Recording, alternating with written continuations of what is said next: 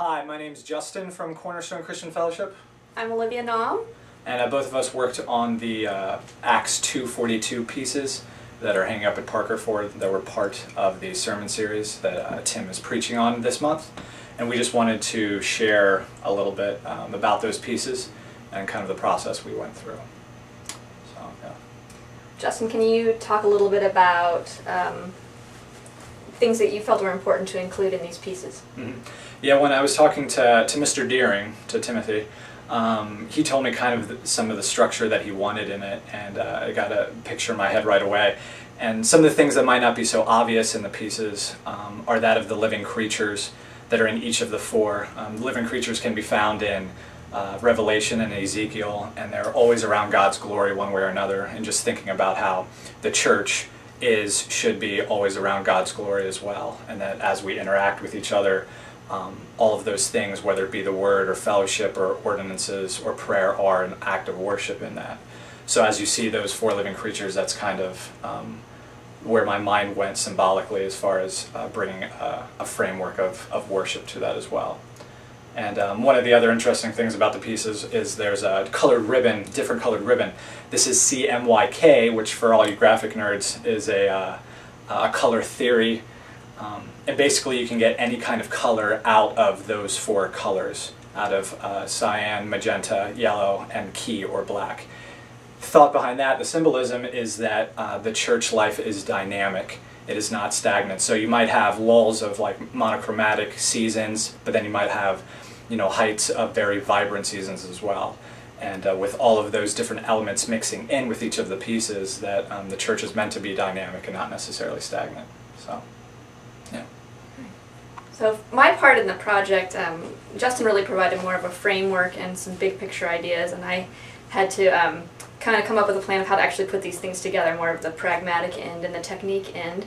And what really sticks out to me about the project was I had in my head this great idea of how the project was going to work, and I told Justin about it and showed him samples, but in reality, when I got all the elements together, the photographs that Justin had taken and the ribbon and the creatures and all those sorts of things, I had them all together, tried to carry out what I had originally thought would work, and it just fell on its face. Everything was too dark to see, and had this kind of moment, kind of flashback from back in college when you set out to do a project.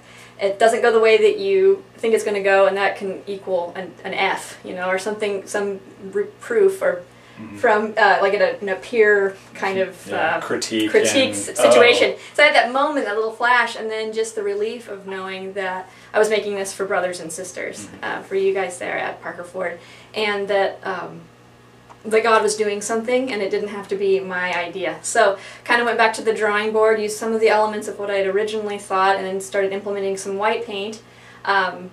And I really liked the result. It kind of had a neat way of integrating the color idea from Justin, and kind of balanced sort of a graphic and organic look to it by having both the crayon etching and the painting. So kind of looked like a graphic novel. Right, right. Had kind of a modern look. I'd never done something like that before. I wouldn't have had that experience if I hadn't, I don't want to say made a mistake, but run into that obstacle. So I appreciated being able to do something with the freedom of knowing that it was going to be okay, that it was a gift.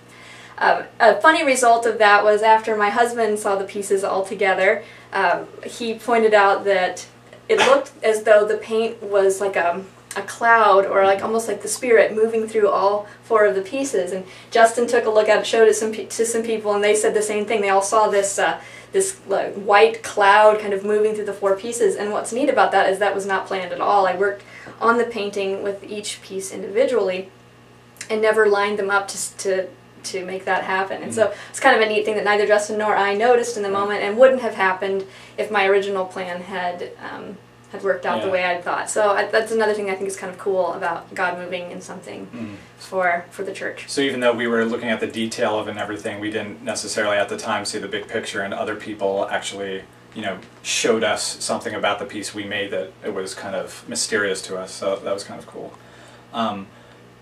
One other comment about the pieces, the front piece and the back piece, so the word piece and the prayer piece, just the symbolism in the picture there. You'll see a pair of headphones in the word piece, and that's kind of to symbolize the word rhema, which is more so the listening word, the word that is heard.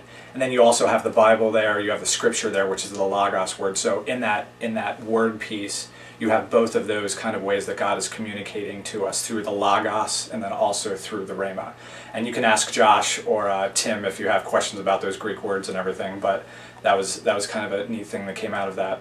On the back end, the hands, which were my wife's and I's hands, there's two sets of hands. One of them was kind of clenching, really tight. That symbolizing both either this like cry, this anguish that we have in prayer sometimes, and also on the other end of things, this rejoicing we have as well, like when we're connected to God.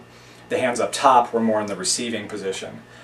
Again, different ways of prayer. Like prayer isn't always just asking or speaking, it's also being quiet and listening and letting God speak to us in the way He wants to, and quieting ourselves to be able to receive from Him, His will and His love and such. So, yeah. Anything else? I just I'm really thankful for the opportunity to work on those pieces, and I hope that they're a blessing to your church, and that they help you to hear the word in a new way. Yeah, thanks a lot to Tim and Parkerford for asking us to do that. It was a blessing to us as well. So yeah, we hope you enjoyed them and that you got something from them. So thanks again. And again, my name's Justin. Olivia. Bye.